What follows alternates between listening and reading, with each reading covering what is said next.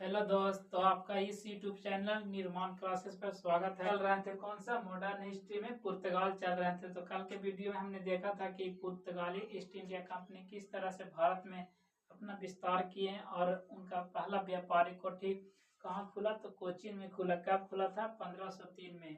उसके बाद इन लोग पश्चिम क्षेत्र में अपना विस्तार करना शुरू किया।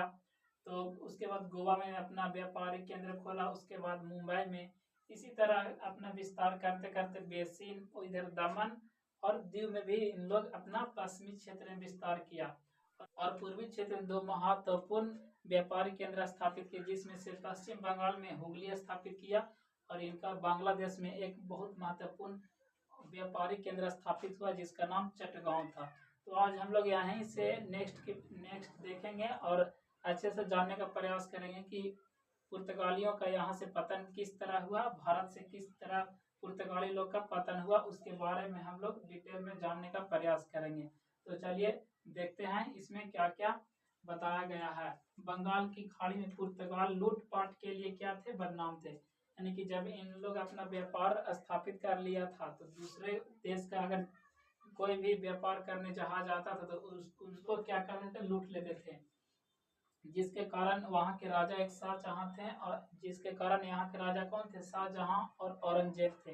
इनको पता चलते ही हुगली पर अधिकार कर लिए शाहजहां ने और औरंगजेब ने चटगांव पर अधिकार कर लिए। वही यहाँ पे लिखा गया, देखिए, जिसके कारण शाहजहां ने हुगली और औरंगजेब ने चटगांव को पुर्तगालियों से छीन लिया। ठीक है, चलिए चलते हैं नेक्स्ट पॉइंट की ओर।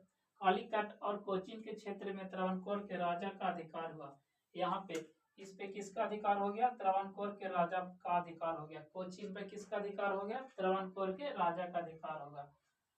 त्रावणकोर के राजा का अधिकार हो गया। पुर्तगाल का महान बंदरगाह क्या था? कौन था? चटगांव था। चटगांव कहाँ है? चटगांव का महत्वपूर्ण व्यापारिक केंद्र पुर्तगालियों का महत्वपूर्ण व्यापारिक केंद्र कौन था? चटगांव था। कहाँ था? बांग्लादेश में। 1661 में पुर्तगाल के राजकुमारी कौन थी? कैथरीन थी, जिनका विवाह इंग्लैंड के राजकुमार चार्ल्स द्वितीय से हुआ था। और पुर्तगालियों ने मुंबई को अंग्रेज को दहेज में दे दिए थे। वही लिखा गया है कि 1661 में पुर्तगाल के राजकुमारी कैथरीन का विवाह इंग्लैंड के राजकुमार चार्ल्स द्वितीय के साथ हुआ, जिसमें दहेज में मुंबई अंग्रेज को मिला। यानी कि मुंबई को पुर्तगालियों ने अंग्रेजों को दे दिया था। किसमें? दहेज में दिया था। 1739 में मराठा ने बेसिन पर अधिकार किया। इस पे 1739 में बेसिन पर अधिकार कर लिया किन लोग? तो मराठा ने अधिकार कर लिया। 1954 में पुर्तगाल ने दमन को और 1961 में ऑपरेशन विजय द्वारा गोवा को छोड़ा। यानी कि सबसे ज्यादा समय तक पुर्तगालियों ने शासन किया गोवा पे। भारत में कौन सा जगह पे शासन किए? तो गोवा में शासन किए। भारत के आजादी के समय पुर्तगाल के गवर्नर जोस एल्वेस फरेरा थे। अगर आपसे क्वेश्चन पूछे कि भारत के आजादी के समय पुर्तगाल के गवर्नर कौन थे, तो वे थे जोस एल्वेस फरेरा थे।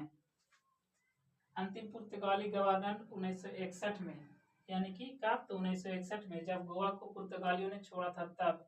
उस समय कौन थे? मैनुअल एंटोनियो ई सिल्वा थे। कौन थे? मैनुअल एंटोनियो ई सिल्वा थे। भारतीय सूती वस्त्र को पुर्तगाल में क्या कहा जाता है? कैलिको कहा जाता है। तो इस वीडियो में बस इतना ही। हम लोग नेक्स्ट वीडियो में मिलेंगे पुर्तगालियों की देन, यानी कि यहाँ से पुर्तगाली तो मसाला ले गए, लेकिन पुर्तगालियों ने यहाँ क्या क्या दिया और क्या क्या छोड़ के गए। तो इस वीडियो में बस इतना ही। मिलते हैं नेक्स्ट वीडियो में नेक्स्ट टॉपिक के साथ। जय हिंद।